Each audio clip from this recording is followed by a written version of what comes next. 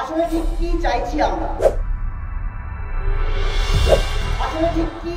আমরা?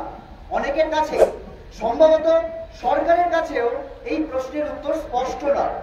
আমরা তাই দ্ব্যর্থহীন ভাষাতে আমাদের দাবিগুলিকে সবার কাছে স্পষ্ট করছি।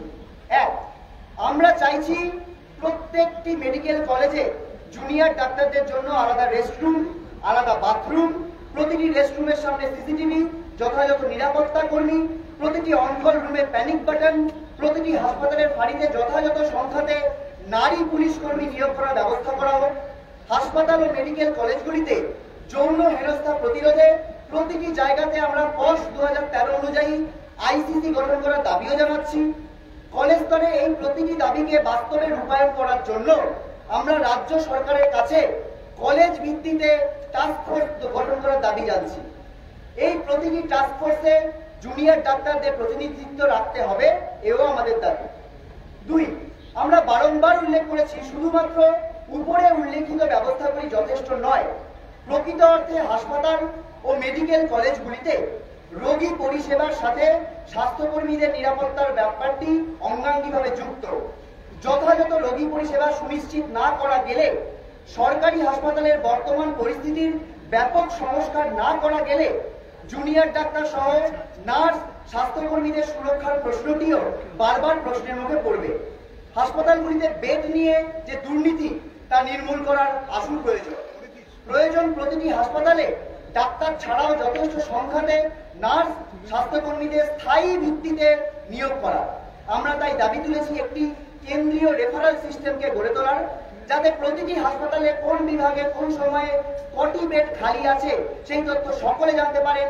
রোগীদের হয়রানি বন্ধ করা যায়, যাতে নির্মূল করা যায় হাসপাতালে ভর্তি হওয়া নিয়ে গড়ে ওঠা দালাল চক্রগুলিকে।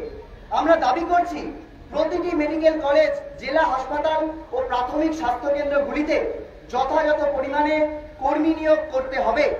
চুক্তিভিত্তিক কর্মী নিয়োগের বদলে স্থায়ী কর্মী নিয়োগের পদক্ষেপ নিতে হবে সরকারকে। সমস্ত স্তরের স্বাস্থ্য কেন্দ্র ও হাসপাতালগুলির পরিকাঠামোকে ঢেলে সাজাতে হবে। রক্ত পরীক্ষা থেকে অন্যান্য যাবতীয় পরীক্ষা নিরীক্ষার পরিকাঠামো যথাযথভাবে গড়ে তুলতে হবে সরকারকে। এই দাবিও আমরা তুলেছি। এর জন্য জুনিয়র ডাক্তারদের প্রতিনিধিত্ব সহ টাস্ক ফোর্স গড়ার দাবি আমরা জানাচ্ছি। আমরা চাই একটি জনমুখী স্বাস্থ্য ব্যবস্থা। আমরা চাইছি একটি উন্নততর সরকারি স্বাস্থ্য ব্যবস্থা। বাস্তবিকভাবেই আপামর সাধারণ মানুষের স্বার্থই আমাদের স্বার্থ, একথা আমরা ব্যর্থহীনভাবে রাজ্য সরকারকে জানিয়ে দিতে চাইছি। 3, আমরা আমাদের 5 নম্বর দাবিতে উল্লেখ করেছিলাম প্রতিটি কলেজে ভয়ের রাজনীতিকে বন্ধ করতে হবে। প্রতিটি কলেজে এ ধরনের ঘটনা যারা ঘটিয়ে চলেছে তাদের বিরুদ্ধে তদন্ত কমিটি গড়ে তোলার দাবি তুলছি। আমরা দাবি তুলছি তাদের বিরুদ্ধে তদন্তে দোষী সাব্যস্ত হলে শাস্তিমূলক ব্যবস্থা নিতে হওয়ার জন্য প্রতিটি স্তরে একটা কমিটি করা। এই প্রতিটি কমিটিতে জুনিয়র ডাক্তারদের প্রতিনিধিত্ব সুনিশ্চিত করতে হবে। আমরা শুধু একথা মনে করে দিতে চাই, যারা শুধুমাত্র কলেজে এই কাজগুলো করেছে তাই শুধু নয়, প্রয়োজন প্রতিটি হাসপাতালে এবং মেডিকেল কলেজে গণতান্ত্রিক পরিসরকে বিস্তৃত করা। এজন্য প্রতিটি মেডিকেল কলেজে রেসিডেন্ট ডক্টর অ্যাসোসিয়েশনগুলিকে স্বীকৃতি দিতে হবে। প্রতিটি মেডিকেল কলেজকে স্টুডেন্ট ইউনিয়ন নির্বাচন করাতে হবে।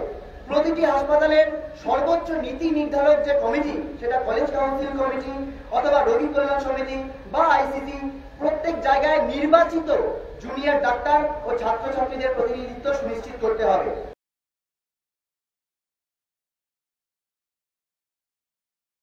ফলো করুন এইসময়.com। আপডেটেড ভিডিও স্টোরির জন্য সাবস্ক্রাইব করুন আমাদের ইউটিউব চ্যানেল।